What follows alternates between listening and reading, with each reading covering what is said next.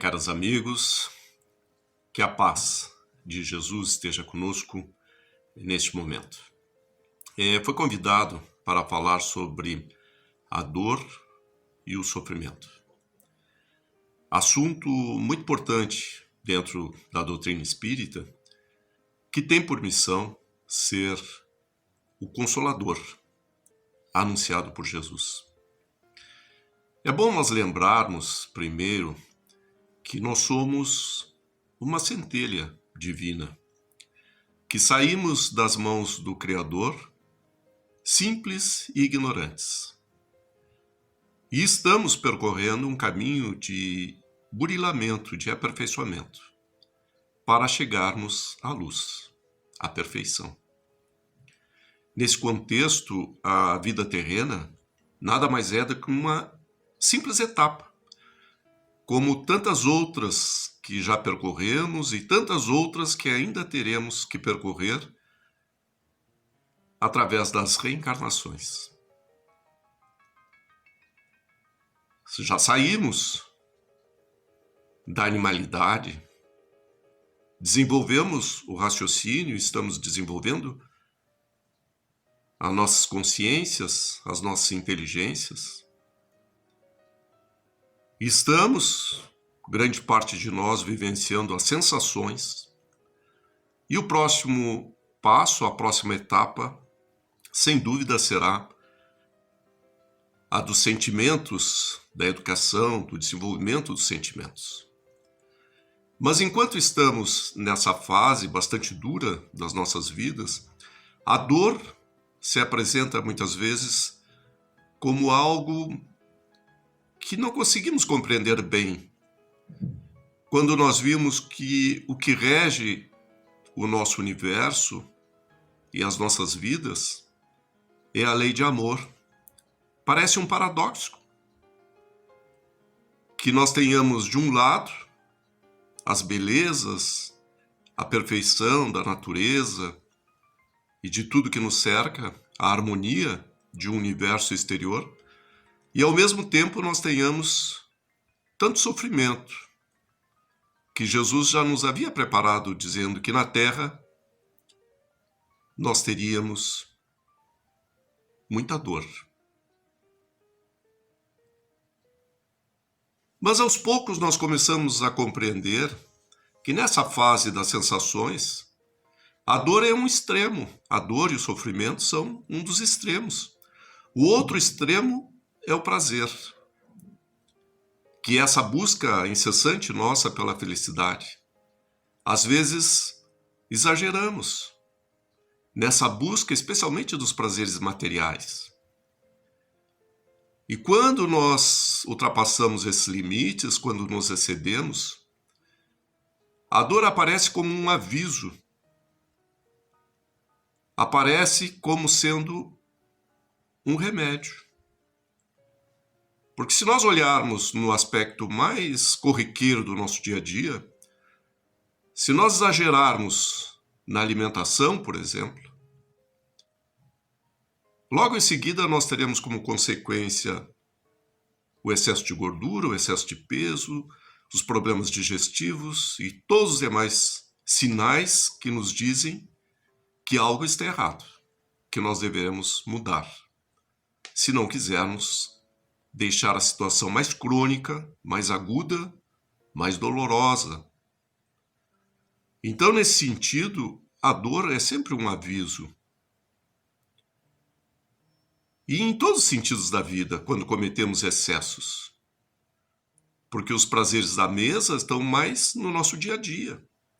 Mas tem as dores da alma, que dizem respeito à infringência de leis que são naturais e divinas, e, portanto, não tem outra maneira a não ser serem obedecidas. Nós também sofremos, especialmente quando nos afastamos da lei de amor, de amar ao próximo como a nós mesmos. E Jesus nos deu a medida, quando nós não deveremos ultrapassar esses limites, que é não fazer ao próximo o que não gostaríamos que fosse feito a nós mesmos. E os espíritos ainda nos dizem que essas leis, todas elas, estão inscritas na nossa consciência. Então, quando nos afastamos delas, nós temos por consequência avisos dolorosos. Não podemos culpar a ninguém, senão a nós mesmos. Se não encontramos a origem, a causa nessa existência, certamente as causas estão em existências anteriores.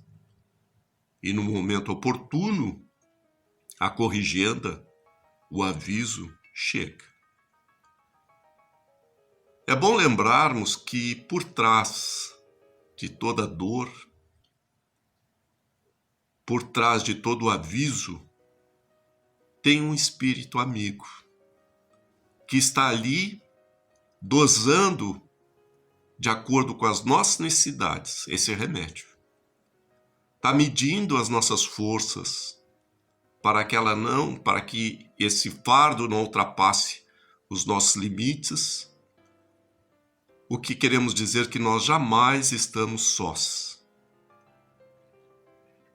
Que no mínimo uma pleiade de espíritos amigos e familiares estão nos ajudando, nos conduzindo, nos dando força, nos encorajando, para que possamos superar as nossas próprias mazelas. Porque o que nos leva ao sofrimento é a nossa dureza do coração, como já nos disse o Mestre. São as nossas arrogâncias, o nosso egoísmo e tantos outros defeitos que carregamos. E a dor, como um remédio, vem para nos ajudar a desenvolvermos a paciência, a resignação, a humildade, a simplicidade, tantas virtudes que precisamos conquistar para chegarmos ao nosso objetivo final, que é a perfeição. Não existe nada na vida que nos cause mais admiração do que vermos almas extremamente valorosas, com uma coragem imensa de superarem os obstáculos, apesar de todas as adversidades. Pessoas que não se deixam abater, que trazem e que deixam um rastro luminoso atrás de si, onde muitos seguem e bebem nos seus exemplos. Pessoas, na maioria das vezes, simples, humildes, mas que deixam exemplos para a humanidade toda e por anos a fios. Não são os poderosos da terra, nem os ricos, que nos deixam os exemplos de coragem, mas aquelas almas simples, humildes, mas incansáveis na busca da verdade e da justiça. Mas não são só aqueles que ganham notoriedade. Aqueles anônimos também, pais de família, mães, que lutam diariamente na criação dos seus filhos, na educação dos seus filhos, na sua própria educação, sem se abaterem com inúmeras dificuldades sociais e econômicas, de dores físicas, de doenças, e que servem de exemplo para aqueles que estão próximos. Essas almas têm o mesmo tamanho daqueles que deixam exemplos para a humanidade toda. Essa é a maior admiração que nós temos para aqueles que resignadamente sofrem e vencem. E nós temos todas as condições para superar as nossas dores. Então, por esse lado, nós começamos a entender que a dor é uma amiga, que a dor é um instrumento divino que nos faz voltarmos para o caminho reto se dele nos afastarmos, voltarmos a cumprir as leis naturais e divinas se cometermos excessos. E como já dissemos, por trás de toda dor tem um espírito amigo nos amparando, nos ajudando. E o que não pode nos faltar é fé e coragem para superar a nós mesmos. E para encerrar, um poema de Francisco Matrão, pela psicografia de Chico Xavier, que compara o homem simples da terra